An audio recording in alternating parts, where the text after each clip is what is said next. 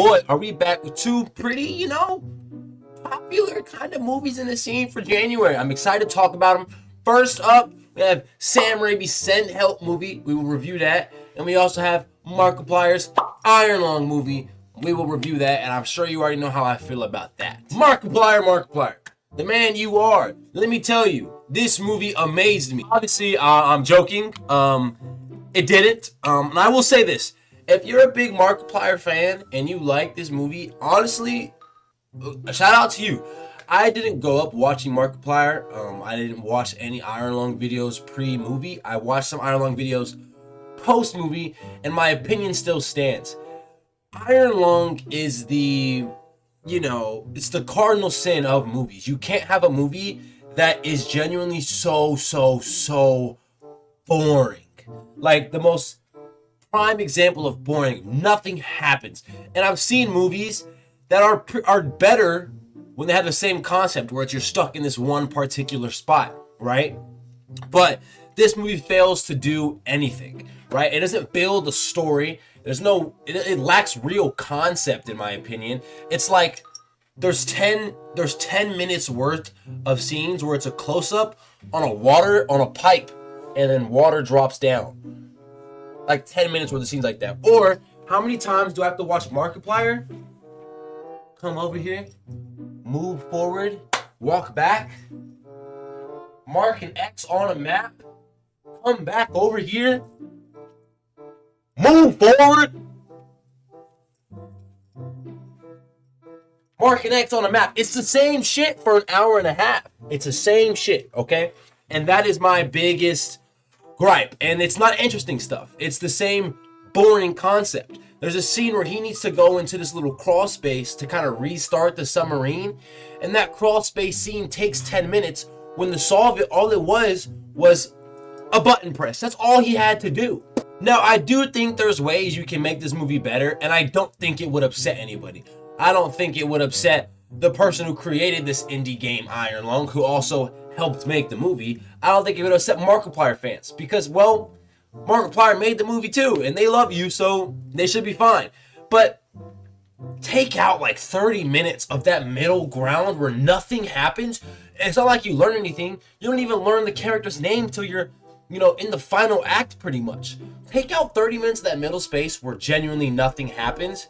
Move it to the front, and then why don't you show me instead of telling me why he's a criminal, what he was destroying, why he was destroying it, the people that died where he was destroying the thing, why he said he wasn't, why he's trying to prove this. Give us some backstory so I can care about Simon. And then, spoiler, when he dies at the end, I'm actually emotionally connected into the movie, and you just didn't give us that, and that's why this movie, falls pretty short. Like I said, it's just kind of a repetitive, boring movie of the same stuff over and over and over again. And I hate that I dislike it. I wanted to come in and love this movie more than anything. I really did. I don't think it's suspenseful at all. And I know it's kind of a suspense horror. I wasn't on the edge of my seat a single time during this movie. And that's a problem. That's a very big problem for a movie that is suspense horror. You just can't have that. And then the final thing that happens in this movie, the last 10 minutes, the way the camera is moving and the way it's shot is so bad that you can't tell what's going on. You genuinely can't tell.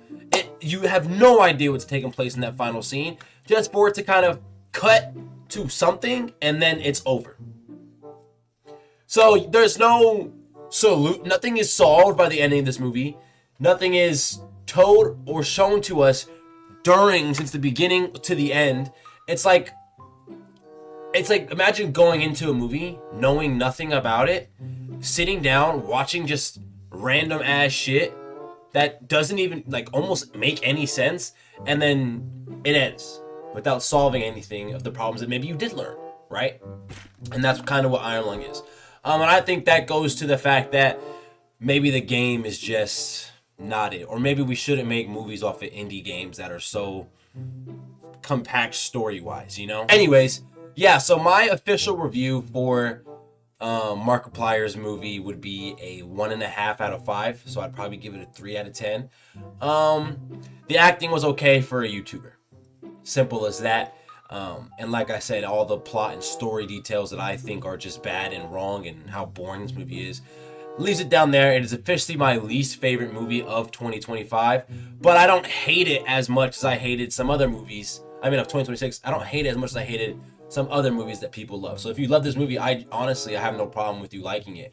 I just have a problem if you're gonna tell me my opinion's wrong, how it's not boring, when a lot of people do. If you're not a diehard Markiplier fan, you probably think it's boring. Simple as that. Anyways, let's move on to Send Help. Send Help is a movie that is definitely better than Markiplier's Iron Lung. Of course, it's directed by Sam Raimi. It's got more money put into it, you know. Also, shout out to Markiplier. Your movie he's at like 1,000% up from his budget of $3 million. I know it made $17 million this weekend. It's doing great, and I'm so happy for him. Simple. But Sam Raimi's Send Help was one hell of a ride, I will say. I think I started the movie kind of just like here, like I was whatever. And then that whole middle area, I was like, oh my gosh. And then the end, I kind of went down a little bit. So my review for Send Help would go a little like this. I think it's a solid movie. It's more suspenseful and more horror-filled than Iron Lung, and I do think, of course, it's better. I would probably give it, out of 10, maybe a 7.5 to an 8. I loved Dylan O'Brien and Rachel McAdams. The chemistry between them is enough to carry this movie, honestly. They did such a phenomenal job kind of bouncing off each other. And there's a scene in this movie that's the funniest shit I've ever watched in the last year and a half. That's because my humor is way different than everybody else. I doubt anybody else laughed at the scene. But when Dylan O'Brien's like, oh yeah, you know, tough job, gotta do the right, make the hard choices, you know, and he's just being such a dick, I found that so funny. I almost couldn't breathe. I was laughing so hard in the theater. And I had so much fun watching it. And then, which is why the ending sucking the way it does kind of ruins it for me almost. So it's this whole, you know, thing where Dylan O'Brien is promoted to CEO, and then, you know, Rachel McAdams' character is, you know, she was supposed to be the next VP, but she can't get it anymore because he wants, you know, he wants you to play golf, be the white man, be his best friend, his frat boy, whatever, right? And then the plane crashes. Now, I've heard complaints that they think the CGI in that is bad. It's not even 5 minutes worth of footage, dude. Who cares, you know? But I think in order for you to like Send Help, you kind of need to like Sam Raimi movies, because it is so Sam Raimi coded. Send Help, right, and Multiverse of Madness, it's the same fucking movie, period, right? Okay, so in Multiverse of Madness, Wanda's what? Oh my god, she's going crazy, insane because she wants something so bad. Example, her kids, right? And there's a scene where she has blood on her face, right? Rachel McAdams' character, oh my, she wants something so bad, she is going insane and killing people for it. Wanda's doing the same thing. Guess what? She gets her eye poked out, there's blood on her face. You could convince me that was Wanda. And there's a scene in a still where it's her standing there with the blood. That's literally pulled straight out of Multiverse Madness, which isn't necessarily the best thing because Multiverse Madness sucks, but this movie is clearly better than it. But there is a couple twists in this movie, and there's a moment where I thought this was gonna turn into a love story for 30 seconds in a cave. I was like, oh my, we're about to actually, I'm surprised, you know? And I was wrong, but then it gets to the end, the climax, right? Where she's breaking into a mansion. It's not really explained who lived there, if she had to kill them or whatnot. And then the movie kind of just, you blink, and all of a sudden, she's a millionaire, famous author, #1 selling author to be exact. So, and she said she was found in the ocean. Well, she was there for weeks, so that doesn't make any sense. Dylan O'Brien, 3 other people, including his wife, are dead. Their bodies should be on that island. I'm sure the rich person that lived in that mansion, if he wasn't there, would come home and notice what happened. So none of that is explained to us. It's kind of just left up to whatever you want it to be. And that's a problem. That's a big problem. Because wouldn't they just like go to the island, find all the bodies, and be like, you were killing them? You know, and then kind of all of her stories and stuff would be nonsense. You would think so, but they didn't show us that. And then the movie just kind of cuts to her driving in a car, winking, and then it's over. And that is just a terrible, terrible ending to what was a really good movie. I think if the ending's fixed, I'm sitting at like an 8.5. You know, it was genuinely enjoyable, and that's a really, really big thing for me. If I can have fun, you know, understand a movie, not even understand, but be entertained. At the end of the day, that's all we want. We want to be entertained. You want to care about characters and have good times.